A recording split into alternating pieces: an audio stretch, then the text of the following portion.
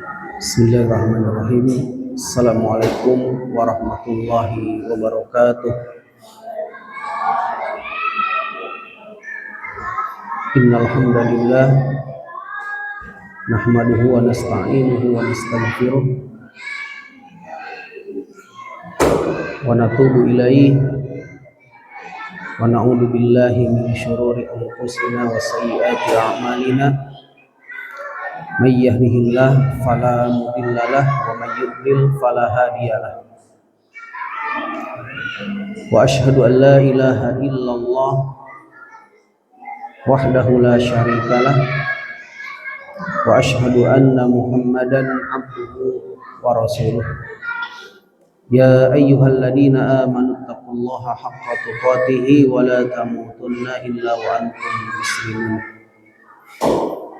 Amma ba'du fa inna asdaqal hadits kitabullah wa khairal hadi hadi Muhammadin sallallahu alaihi wasallam wa syarrul umuri muhdatsatuha wa kullu muhdatsatin bid'ah wa kullu bid'atin dhalalah wa kullu dhalalatin finnar.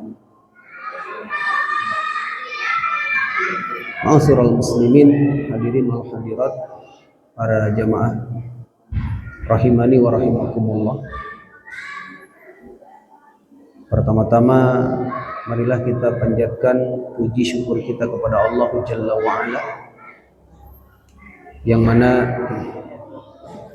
di kesempatan malam hari ini alhamdulillah kita dapat berkumpul kembali di masjid yang kita cintai, Masjid Jami Al-Istiqomah, dalam rangka mengerjakan sebagian kewajiban ibadah kita kepada Allah Subhanahu wa taala dengan melaksanakan thalabul ilmi, dengan menuntut ilmu syar'i. Karena menuntut ilmu syar'i hukumnya wajib atas setiap muslim. Sebagaimana sabda Nabi kita sallallahu alaihi wasallam, talabul ilmi faridatun ala kulli muslim. Menuntut ilmu hukumnya wajib atas setiap muslim. Hadirin wal hadirat rahimani wa rahimakumullah. Salawat serta salam semoga Allah limpahkan kepada baginda Nabi kita, yakni Nabi Muhammad sallallahu alaihi wasallam, pada keluarga dan para sahabatnya, dan juga kepada orang-orang yang senantiasa mengikuti melaksanakan ajarannya sejak masa beliau sampai tegaknya hari kiamat. Hadirin wal hadirat rahimani wa rahimakumullah. Sebelumnya diinformasikan untuk kajian di malam hari ini tidak dibagi dua sesi ya. Jadi cukup dengan satu sesi. Hanya saja ana mohon ya, waktunya untuk sedikit ditambah. Jadi pelaksanaan sholat isya kita mungkin agak sedikit mundur, sekitar 10 atau 15 menit ya. Ini diberitahukan untuk kajian malam hari ini. Biasanya kita membagi dua sesi, setelah maghrib dan berhenti pas waktu isya, kemudian dilanjut lagi setelah pelaksanaan sholat isya. Maka di kesempatan malam hari ini kita cukupkan satu sesi pembahasan, hanya saja waktunya ditambah sekitar 10 atau 15 menit ya, dan ini mohon diizinkan kepada jamaah semua. Ma'asyiral muslimin, hadirin wal hadirat rahimani wa rahimakumullah. Materi pembahasan kita masih tentang hal-hal yang terkait dengan pelaksanaan ibadah haji.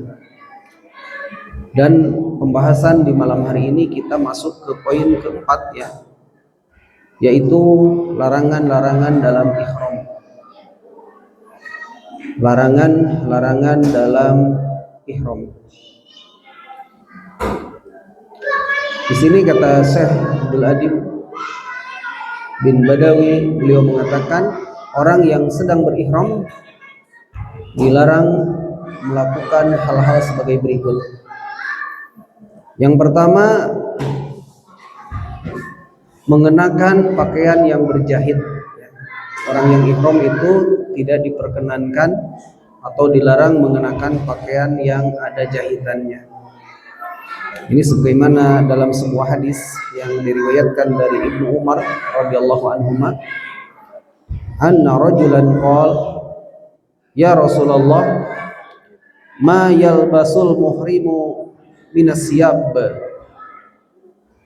Qala Rasulullah sallallahu alaihi wasallam la yalbasu al-qumusa walal amaima walas sarawilati walal baronisa walal hifafa illa ahadun la yajidu na'laini fal yalbas khuffain wal yaqta'huma asfala minal ka'bain wala talbasu minas siyabi syai'an massahu za'faranun aw warsun. Hadis ini diriwayatkan dari Abdullah ibn Umar radhiyallahu anhuma, bahwa ada seorang sahabat bertanya kepada Rasulullah sallallahu alaihi wasallam, "Ya Rasulullah, pakaian apa yang boleh dikenakan bagi orang yang berihram?" Rasulullah menjawab, tidak boleh memakai baju, sorban, celana, topi, dan khuf. Ini tidak boleh. Artinya tidak boleh mengenakan pakaian-pakaian yang hasil jahitan, pakaian-pakaian yang ada jahitannya. Seperti diantaranya baju, kemudian sorban, kemudian celana, topi, dan khuf. Yang dimaksud dengan khuf adalah sarung kaki yang terbuat dari kulit. Kecuali seseorang yang tidak mendapatkan sandal, maka pakailah khuf. Namun hendaklah ia memotongnya dari bawah dua mata kakinya. Dan janganlah kamu mengenakan pakaian yang dicelup dengan pewarna atau warna merah. Jadi ini perlu diperhatikan, ya. Di antara perkara-perkara yang dilarang, tidak boleh dilakukan oleh orang yang melaksanakan ihram, baik dalam pelaksanaan ibadah haji ataupun umroh, maka tidak boleh mengenakan pakaian yang berjahit dan tidak boleh juga memakai pakaian yang diberi warna atau warna merah. Jadi warna dicelup dengan pewarna, maksudnya ja'faron, ya. Ja'faron itu kan kunyit, ya. Dan juga tidak boleh yang berwarna merah atau dicelup dengan warna merah. Maka ini menunjukkan bahwa orang yang mengerjakan ihram hendaknya hanya mengenakan kain ihramnya, hanya mengenakan kain ihramnya. Kecuali bagi orang yang tidak memiliki sandal, maka boleh ia memakai khuf, ya, memakai alas kaki yang terbuat dari kulit, akan tetapi harus dipotong, ya. Wal yaqta'huma asfala minal ka'bain. Jadi khuf tersebut harus dipotong di bawah mata kaki. Jadi tidak boleh sepatu tinggi atau khuf yang menutupi mata kaki. Ini diantara perkara yang dilarang. Dan diberi keringanan bagi orang yang tidak mendapatkan kecuali celana panjang atau khuf, agar mengenakan keduanya tanpa harus memotong. Jadi ini bagi orang yang memang, ya, tidak mendapatkan kain yang lain kecuali hanya celana panjang dan khuf, ya, maka dia boleh mengenakannya tanpa harus dipotong. Dan ini ada dasarnya, yaitu didasarkan pada hadis dari Ibnu Abbas, Ibni Abbasin radhiyallahu anhu maqal, sami'tu an-nabiyya sallallahu alaihi wasallam yahtubu bi Arafat, man lam yajidin na'laini falyalbas al-khuffaini, wa man lam yajid izaron falyalbas sarawila lil muhrim. Dari Ibnu Abbas radhiyallahu anhu ia bertutur, saya pernah mendengar Nabi sallallahu alaihi wasallam berkhutbah di Arafah.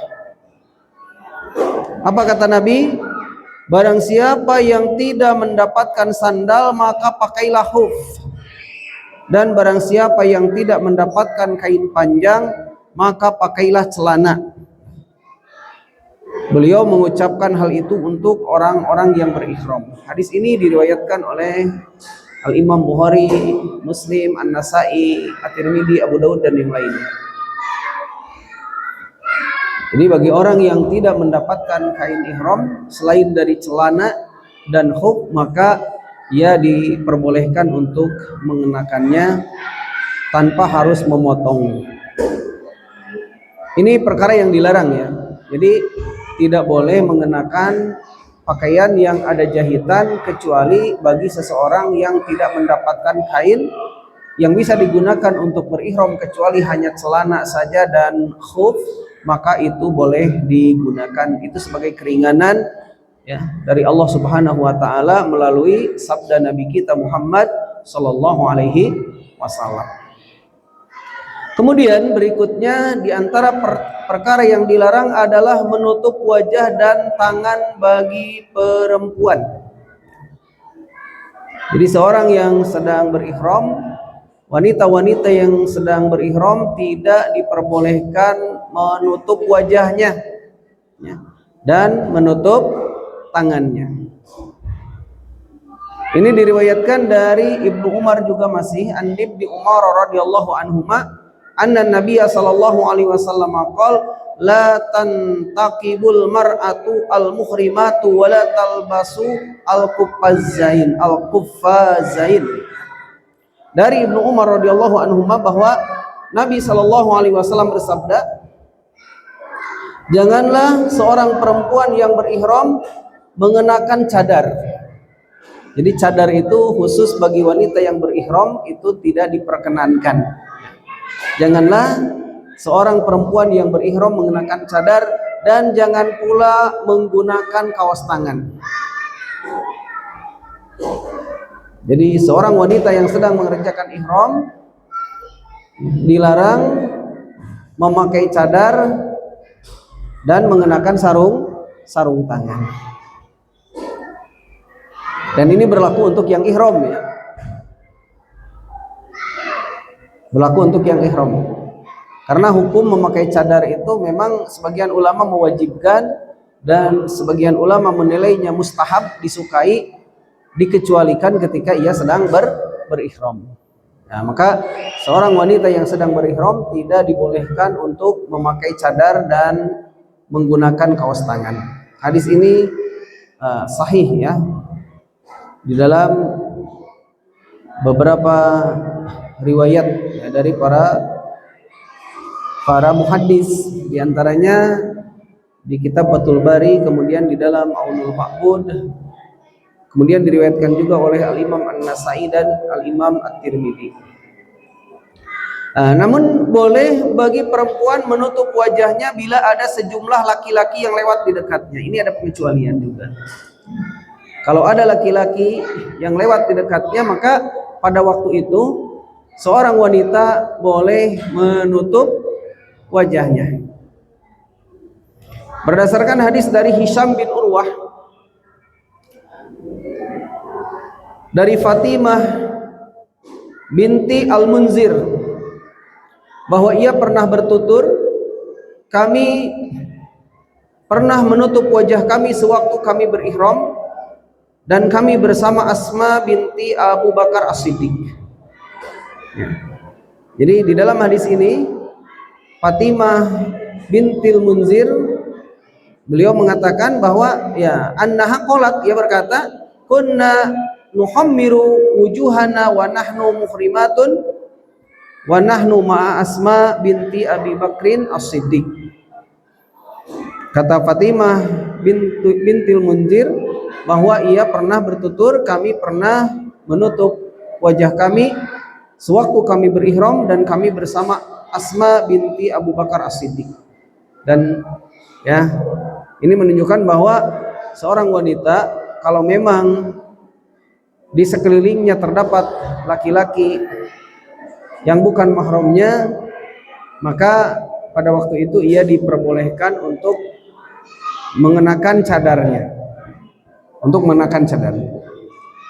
Kemudian berikutnya, yang dilarang dilakukan oleh seorang yang sedang berihram adalah menutup kepala dengan sorban atau dengan semisalnya bagi kaum laki-laki. Hal ini mengacu kepada hadis yang diriwayatkan oleh Ibnu Umar radhiyallahu anhuma, la yalbasul kumuso walal amaim. Tidak boleh memakai baju dan tidak pula sorban.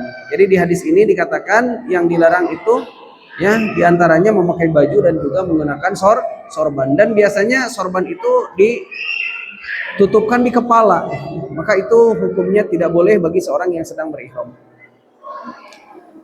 Ya, namun boleh berteduh di bawah kemah dan semisalnya.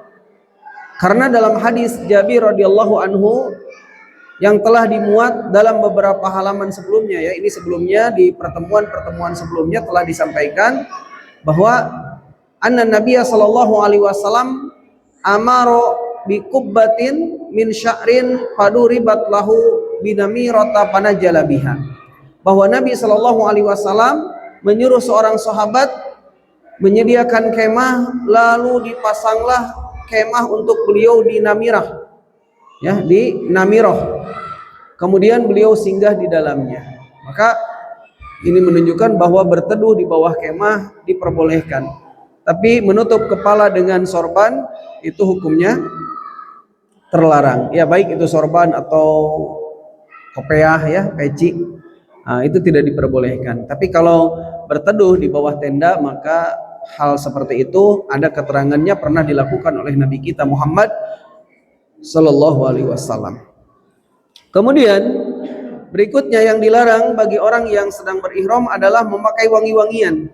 Sedang berihram kemudian diambil minyak wangi kemudian disemprotkan ke tubuhnya misal, maka hal yang seperti itu tidak diperbolehkan.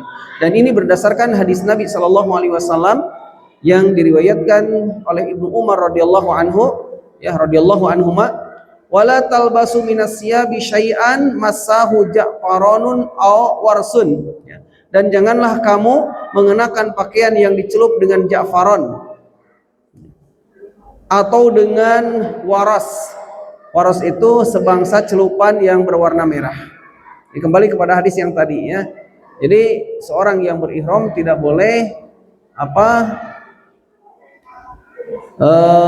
mengenakan pakaian yang dicelup dengan pewarna ataupun dengan wangi-wangian. Dan di dalam hadis yang lain, sabda Rasulullah sallallahu alaihi wasallam tentang orang yang berihram yang terlempar dari atas untanya hingga wafat, beliau mengatakan wala tuhannituhu wala tuhammiru ra'sahu fa innahu yub'atsu yaumal qiyamati mulabbiyan.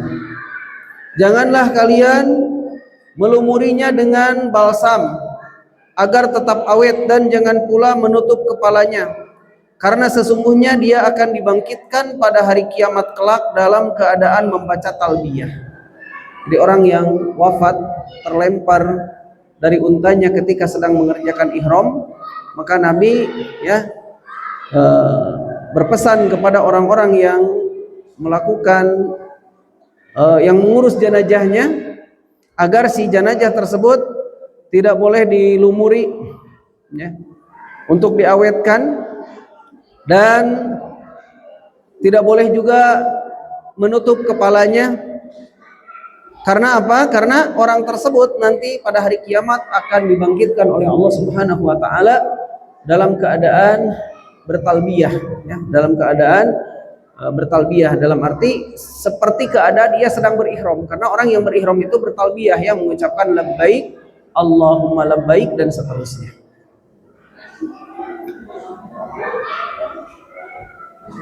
Kemudian berikutnya di antara yang dilarang adalah memotong kuku dan menghilangkan rambut dengan cara dicukur atau digunting dan atau semisalnya. Allah Subhanahu wa taala berfirman, "Wala tahliku ru'usakum hatta yablughal hadyu mahillah." Al-Baqarah ayat 196. 196 ya. Dan janganlah kamu mencukur rambutmu sebelum binatang hadyu sampai di lokasi penyembelihan.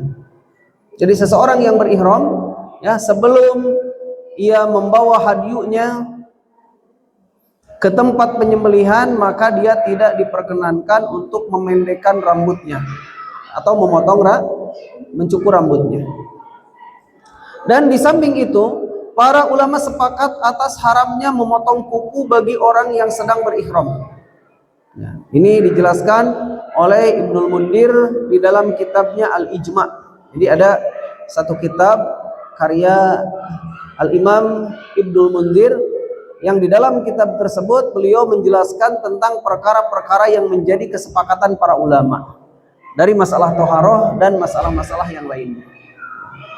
Jadi mana yang disepakati oleh para ulama, sehingga ijma ini dijadikan dalil setelah ya Al-Quran dan Sunnah Rasulullah Sallallahu Alaihi Wasallam. Jadi dalil ketiga setelah Al-Quran dan As-Sunnah adalah ijma, ya, kesepakatan para ulama, terutama para salafun salih, para sahabat tabi'in dan orang-orang yang mengikuti mereka.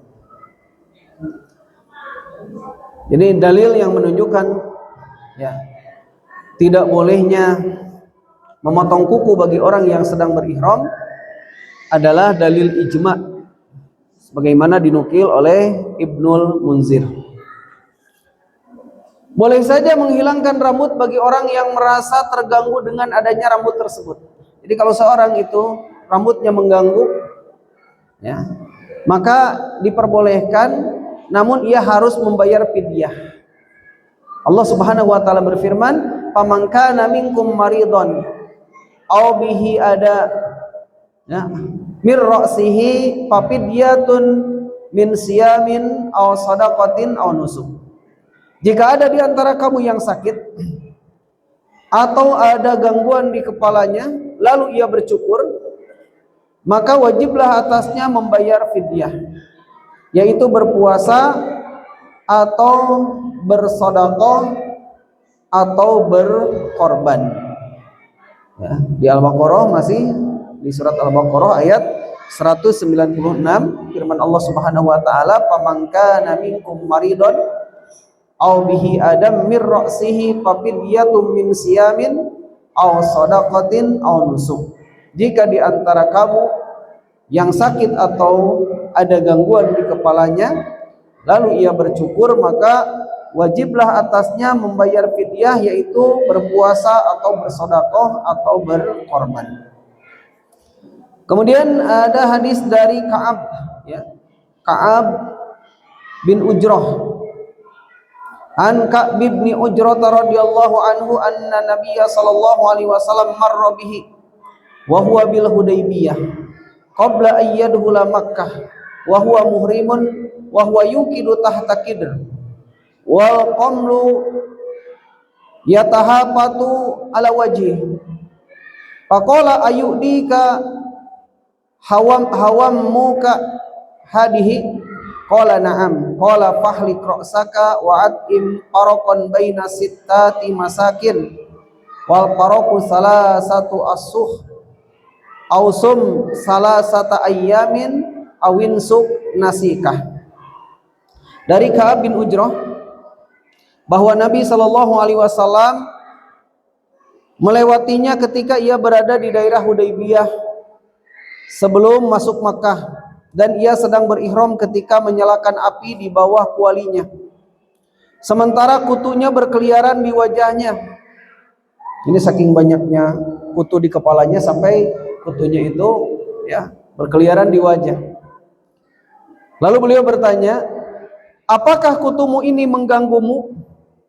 Jawabnya ya, bahwa kutu itu mengganggu. Kemudian Nabi Shallallahu Alaihi Wasallam bersabda lagi, maka cukurlah rambutmu dan berilah makan 3 sok makanan yang dibagi-bagi antara 6 orang miskin, atau berpuasalah 3 hari, atau berkurban seekor binatang kurban.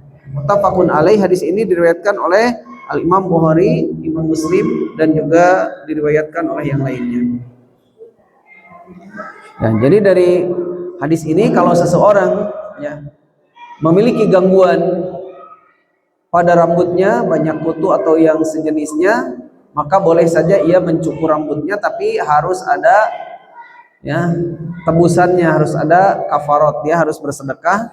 Kalau tidak bersedekah, bersedekahnya cukup dengan 3 sok makanan, dan itu dibagi-bagikan kepada 6 orang miskin, berarti masing-masing setengah sok. Atau kalau tidak ada makanan yang bisa disedekahkan, bisa dengan berpuasa selama 3 hari. Atau misal kalau memiliki binatang yang bisa dikorbankan, maka bisa diganti dengan berkorban. Itu bagi orang yang memotong rambutnya karena memang diperlukan, karena rambutnya mengganggu sehingga boleh dipotong, hanya saja tetap dia harus membayar tebusan dari perbuatannya itu. Bisa dengan bersedekah dengan 3 sok makanan yang dibagikan kepada 6 orang miskin, berarti masing-masing setengah sok, atau dia berpuasa selama 3 hari, atau boleh juga kalau ada dia bisa menyembelih binatang korban, nah itu sebagai gantinya, sebagai tebusan dari apa yang ia lakukan. Kemudian di antara perkara yang dilarang adalah melakukan jima, melakukan hubungan badan atau muqaddimah, muqaddimah dalam arti bercumbu, meskipun belum sampai kepada perbuatan jima, tetap hal itu termasuk perkara yang dilarang bagi orang yang sedang berihram. Kemudian dilarang mendekati perbuatan maksiat. Dan berikutnya, tidak boleh berjidal, tidak boleh bermusuhan, tidak boleh berbantah-bantah, ulah pasea. Dasar yang mengharamkan 3 poin di atas ialah firman Allah di surah Al-Baqarah ayat 197 yang berbunyi, Al-hajju ashhurum ma'lumat faman farada fihinnal hajja fala rafasa wala fusuqa wala jidala fil hajj. Musim haji adalah beberapa bulan yang sudah dimaklumi. Barang siapa yang menetapkan niatnya dalam bulan itu akan mengerjakan haji, maka tidak boleh mengeluarkan perkataan tidak senonoh, tidak boleh ngomong jorok, atau tidak boleh juga melakukan persetubuhan, dan tidak boleh berbuat fasik dan berbantah-bantahan dalam masa mengerjakan ibadah haji. Fala rafasa wala fusuqa wala jidala bil hajj. Kemudian bagi orang yang sedang ihram itu dilarang melamar dan melaksanakan akad nikah. Orang yang sedang ihram tidak boleh melamar dan tidak boleh melangsungkan akad nikah. Dan ini didasarkan pada hadis Utsman anna Nabiyya sallallahu alaihi wasallam qala la yankihul muhrimu wala yunkahu wala yahtub. Dari Utsman radhiyallahu anhu bahwa Nabi sallallahu alaihi wasallam bersabda, orang yang berihram tidak boleh menikahi, tidak boleh dinikahi, dan tidak boleh melamar. Hadis ini sahih di dalam Mukhtasar Sahih Muslim dan juga di kitab yang lainnya seperti di An-Nasa'i dan di Sunan At-Tirmidzi. Kemudian di antara perkara yang dilarang adalah berupaya untuk memburu binatang buruan darat dengan cara membunuh atau menyembelih, atau menunjuk atau memberi isyarat ke tempat binatang buruan. Allah Subhanahu wa taala berfirman, "Wa harrama 'alaikum shaydul barri ma dumtum huruma." Dan diharamkan atasmu menangkap binatang buruan darat selama kamu dalam keadaan ihram. Jadi seorang yang sedang berihram itu tidak diperkenankan, tidak diperbolehkan berburu, berburu binatang darat. Ini dikhususkan binatang darat. Kalau yang ia buru itu binatang laut seperti ikan, maka itu tidak masalah. Yang tidak boleh adalah berburu binatang darat. Dan di samping itu ada sabda Nabi Shallallahu Alaihi Wasallam, yaitu tatkala beliau ditanya oleh para sahabat yang sedang berihram perihal seekor keledai betina yang ditangkap dan disembelih oleh Abu Qatadah yang tidak ikut berihram, maka beliau menjawab, aminkum ahadun amarahu ayyahmila alaiha au asyara ilaiha, qalu la, qala fakulu. Kata Nabi, adakah seorang di antara kamu sekalian yang menyuruh dia, maksudnya yaitu Abu Qatadah, ya, dia di sini kepada Abu Qatadah agar menangkapnya atau memberi isyarat ke tempat binatang itu? Maka jawab mereka, tidak ada. Ya.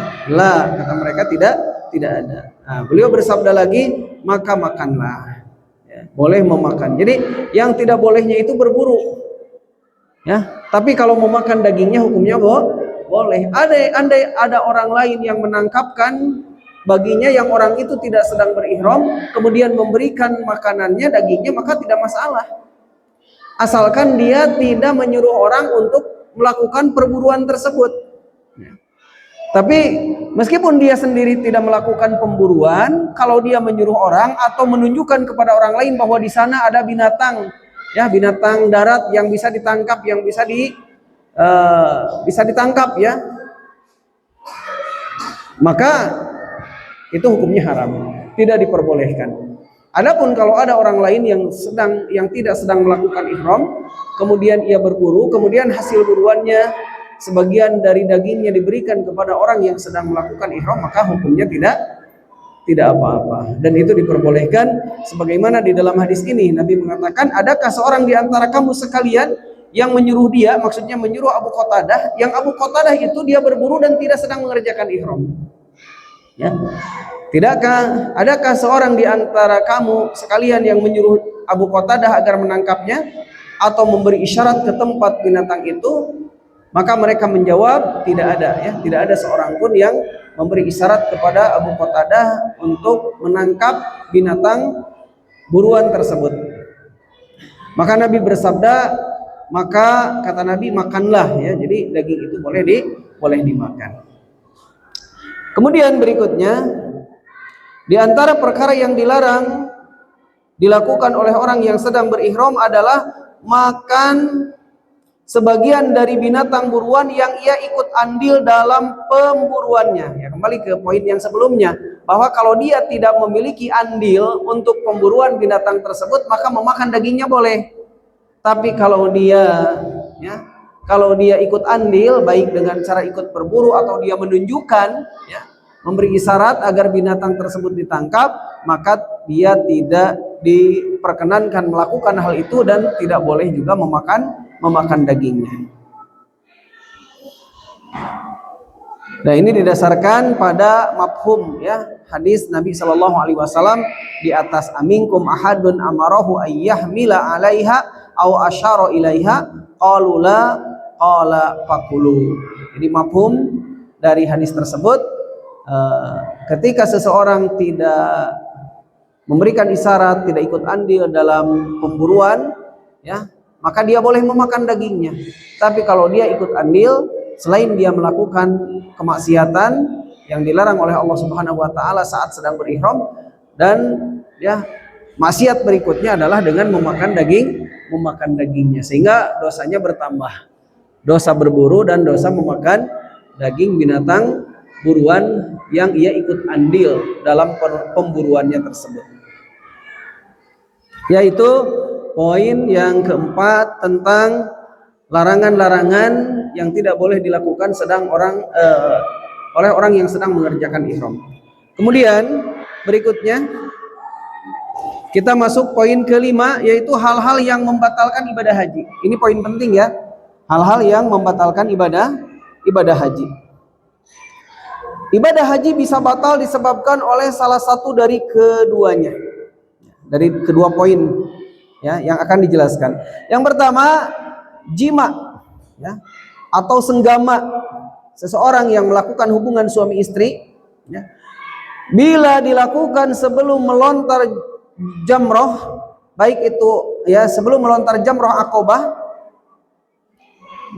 maka jelas itu membatalkan. Adapun jima yang dilakukan setelah melontar jamroh akobah dan sebelum tawaf ifadah, maka tidak dapat membatalkan ibadah haji. Jadi yang membatalkan ibadah haji itu seseorang melakukan hubungan jima dengan keluarganya, maksudnya dengan istrinya, saat dia mengerjakan ihram, saat dia mengerjakan haji, sedangkan dia melakukan hal tersebut sebelum melakukan lontar jamroh akobah, ya, maka hajinya menjadi batal. Tapi kalau telah melontar jumroh, hanya saja dia belum melakukan tawaf ifadah, maka hajinya tidak bisa dikatakan batal. Ya, karena yang demikian tidak dapat membatalkan ibadah haji. Sekalipun yang bersangkutan itu tetap berdosa. Jadi orang yang melakukannya tetap dihukumi berdosa karena telah melakukan sesuatu yang dilarang, hanya saja hajinya tidak dihukumi batal. Namun sebagian di antara mereka berpendapat bahwa ibadah haji tidak bisa dianggap batal karena melakukan jima, sebab belum didapati dalil yang menegaskan kesimpulan ini. Ya, jadi apakah jima itu membatalkan ibadah haji? Ada sebagian ulama yang mengatakan tidak batal, tapi ulama yang lainnya mengatakan batal kalau jima itu dilakukan sebelum melakukan jamroh, ya, jamroh akobah. Tapi kalau sudah melakukan jamroh akobah, dia sudah melontar dan belum mengerjakan tawaf ifadah, maka hajinya tetap sah, hanya saja dia melakukan perbuatan dosa. Kemudian berikutnya di antara pembatal haji adalah meninggalkan salah satu rukun haji. Manakala ibadah haji, ya, kita batal disebabkan oleh salah satu dua sebab ini, maka pada tahun berikutnya masih diwajibkan menunaikan ibadah haji bila mampu. Ya, kalau kita mengerjakan haji tapi kita batal hajinya karena melakukan sebab tadi, ya, sebab melakukan jima, maka hajinya batal, dan di tahun berikutnya ia berkewajiban untuk melaksanakan haji lagi apabila ia mampu untuk menunaikannya. Sebagaimana yang telah penulis jelaskan pada pembahasan pengertian istitoah, ya. Jika tidak, maka pada waktu-waktu yang kita mampu melaksanakannya, karena ibadah ini wajib segera dilaksanakan bila kita sudah mampu. Jadi seseorang yang mengerjakan haji ternyata ia batal hajinya sehingga tidak sah, maka hendaknya dia mengulang di tahun berikutnya atau kapanpun tatkala ia mampu. Kalau memang dia batal dari pengerjaan ibadah hajinya karena melakukan hal-hal yang memang dapat membatalkan, ya, diantaranya melakukan jima atau meninggalkan salah satu dari rukun haji. Jadi batalnya itu bisa karena melakukan jima sebelum dia mengerjakan melontar jumroh akobah, ya. Itu pembatal yang pertama. Kemudian pembatal yang kedua adalah meninggalkan salah satu dari rukun haji. Kemudian, ya, kita mohon waktu 10 menit ke depan insya Allah, ya. Kita masuk bagian yang keenam, larangan-larangan yang berlaku di Haramain, yaitu di Mekah dan Madinah. Dalam Sahih Bukhari dan Muslim serta selain keduanya disebutkan hadis sebagai berikut. An Ubad bin Tamim an ummihi anna Rasulullah sallallahu alaihi wasallam qala inna Ibrahim harrama Makkata wa da'alaha wa inni haramtul Madinata kama harrama Ibrahimu Makkah. Dari Ubad bin Tamim dari pamannya bahwa Rasulullah sallallahu alaihi wasallam bersabda, sesungguhnya Nabi Ibrahim telah mengharamkan Mekah dan telah mendoakan kebaikan untuknya. Dan sesungguhnya aku telah mengharamkan Madinah sebagaimana Ibrahim telah mengharamkan Mekah. Nah, sehingga dikatakan Haramain, ya, dua tanah haram, yaitu tanah Mekah dan Madinah. Jadi pengharaman dua tanah suci ini, ya, hanyalah berdasar wahyu dari Allah Subhanahu wa taala yang disampaikan kepada dua orang nabi dan rasulnya yang mulia. Oleh sebab itu, bila dikatakan Haramain, maka maksudnya ialah Mekah dan Madinah. kata haram secara syar'i tidak boleh digunakan kecuali untuk keduanya saja, ya. Tidak boleh ditujukan kepada Masjidil Aqsa, tidak boleh juga dialamatkan kepada Masjid Ibrahim Al-Khalil, ya. Masjidil Ibrahim Al-Khalil, karena wahyu ilahi tidak memberi nama dengan sebutan haram kecuali Mekah dan Madinah. Ini adalah ketetapan syariat yang mana akal manusia tidak berwenang campur tangan dalam penggunaan kata tersebut. Ada sejumlah larangan yang berlaku di kawasan Haramain, ya, tidak boleh dilanggar oleh penduduk yang tinggal di sana atau oleh orang-orang yang datang ke sana dalam rangka menunaikan ibadah haji dan umroh atau untuk selain keduanya. Larangan-larangan tersebut ialah yang pertama, tidak boleh memburu hewan dan burung atau mengusirnya serta membantu orang yang melakukan salah satu dari keduanya. Tidak boleh memburu hewan, ya, atau burung, karena di sana kan banyak burung, ya, dan burung yang ada di sana tidak boleh ditangkap. Kemudian tidak boleh memotong tumbuh-tumbuhan dan duri kecuali memang sangat dibutuhkan atau terpaksa. Jadi orang yang berihram ketika dia berada di tanah haram di Mekah, tentunya dia tidak boleh mencabut rerumputan yang ada atau tumbuh-tumbuhan yang ada di sana, ya, kecuali memang perkara yang sangat dibutuhkan atau dalam kondisi terpaksa. Kemudian tidak dibolehkan membawa senjata tajam. Dan berikutnya, tidak diperbolehkan memungut barang temuan di tanah haram Mekah, ya, maksudnya di tanah haram di sini di Mekah bagi jamaah haji yang berasal dari luar Mekah. Adapun orang yang mukim di sana boleh memungutnya dan mengumumkannya. Perbedaan antara jamaah haji dengan orang yang mukim adalah dalam masalah ini sangat jelas. Jadi bagi jamaah haji yang dari luar Mekah, bukan orang-orang yang mukim di Mekah, andai dia melihat suatu barang, dia tidak boleh memungutnya. Tapi kalau orang Mekah, dia boleh memungutnya, tapi bukan untuk dirinya sendiri, tapi untuk disebarkan, untuk diumumkan, ya, barangkali ada yang kehilangan, ya, barangkali yang beritanya sampai kepada orang yang kehilangan maksudnya. Dan di sini kata penulis, dasar yang dijadikan pijakan dalam menetapkan larangan-larangan tersebut adalah sabda Nabi yang beliau sampaikan pada hari penaklukan kota Mekah. Ya. Sesungguhnya negeri ini telah diharamkan, yaitu dijadikan tanah suci oleh Allah sejak Dia menciptakan langit dan bumi. Ia menjadi tanah haram dengan pengharaman Allah hingga hari kiamat kelak. Tidak halal bagi seorang pun sebelumku mengadakan peperangan di negeri yang suci ini, dan tidak halal pula bagiku sendiri, melainkan hanya sesaat di waktu siang belaka. Ia menjadi tanah haram dengan pengharaman Allah hingga hari kiamat nanti. Tidak boleh dipotong durinya, tidak boleh diusir binatang buruannya, tidak halal apa-apa yang ditemukannya di situ kecuali bagi orang yang hendak mengumumkannya kepada halayak ramai, dan tidak halal pula ditebang tanamannya yang hijau untuk dijadikan makan binatang yang ada di situ. Ini diantara bentuk pengharaman, ya, tanah haram, yaitu kota Mekah. Kemudian Abbas radhiyallahu anhu berkata, ya Rasulullah, apakah tidak dapat dikecualikan tanaman idkhir yang biasa dipergunakan oleh tukang pandai besi untuk menyalakan api dan untuk keperluan membuat rumah? Maka sabda beliau sallallahu alaihi wasallam, ya benar kata Nabi, kecuali tanaman idkhir. Jadi untuk tanaman idkhir karena itu sangat dibutuhkan, maka Rasulullah sallallahu alaihi wasallam membolehkannya. Jadi itu idkhir itu sejenis rumput, ya, dan rumput itu biasa digunakan oleh orang-orang Arab, diantaranya dipergunakan tanaman itu oleh pandai besi untuk menyalakan api, maka itu diperbolehkan. Kemudian wan Jabir qol sami'tu an-nabiy sallallahu alaihi wasallam yaqul la yahillu li ahadikum an yahmila bi Makkah silah. Dari Jabir radhiyallahu anhu, ia berkata, saya pernah mendengar Nabi sallallahu alaihi wasallam bersabda, tidak halal bagi seorang di antara kamu membawa senjata ke Mekah. Hadis ini sahih, diriwayatkan oleh Imam Muslim.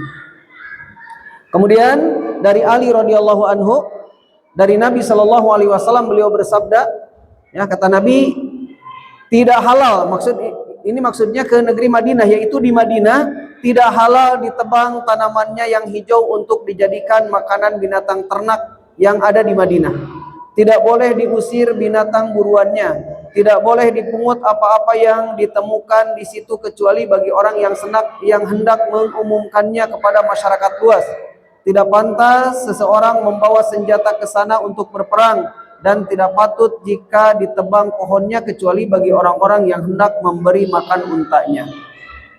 Nah, di sini Syekh Muhammad Ibrahim Syukroh menegaskan, barang siapa yang melanggar salah satu dari sejumlah larangan ini, maka ia telah berdosa dan harus bertaubat serta beristighfar, ya, memohon ampun kepada Allah Subhanahu wa taala maksudnya, kecuali orang yang berihram yang melanggar larangan berburu, maka di samping ia harus bertaubat dan beristighfar, juga wajib membayar dam, ya, wajib membayar denda. Jadi ini diantara larangan-larangan yang tidak boleh dilakukan, terutama di Haramain, ya, di dua kota suci Mekah dan Madinah. Ada titik-titik yang dimana di tempat-tempat itu dikatakan tanah haram, ya. Ada hal-hal yang diharamkan, tidak boleh dilakukan, seperti berburu, kemudian menangkap burung, kemudian memotong rumput, menebang pohon kalau ada pohon. Itu hal-hal yang dilarang dilakukan di dua kota suci tersebut, ya. Jadi maksudnya menebang pohon untuk diambil daunnya dijadikan makanan ternaknya, ya. Itu diantara hal-hal yang dilarang berdasarkan hadis-hadis tadi, ya, yang telah dijelaskan. Dan insya Allah untuk bagian ketujuh, ya, insya Allah di pertemuan berikutnya, mungkin masih ada beberapa pertemuan lagi, kita selesaikan hal-hal yang berkaitan dengan ibadah haji, ya, dan umroh. Dan setelah itu tentunya kita akan masuk ke kitab yang lainnya, ya. Sekarang kita sedang membahas tentang kitab haji dan umroh, dan ini belum selesai. Dan insya Allah nanti setelah selesai tentu, semoga saja para jamaah semuanya tidak bosan, ya, tidak bosan. Dan insya Allah nanti setelah selesai ini kita masuk ke pembahasan masih di kitab Al-Wajih, tapi di bab yang lainnya. Mungkin itu saja yang dapat disampaikan. Semoga bermanfaat untuk saya sendiri dan untuk kita semua tentunya, ya. Apa yang benar itu datangnya dari Allah Jalla wa'ala, dan yang salah itu karena kebodohan saya pribadi, dan semoga Allah maafkan. Kita akhiri pertemuan kita dengan doa kafaratul majlis. Subhanakallahumma bihamdik asyhadu an la ilaha illa anta astaghfiruka wa atubu ilaik. Assalamualaikum warahmatullahi wabarakatuh.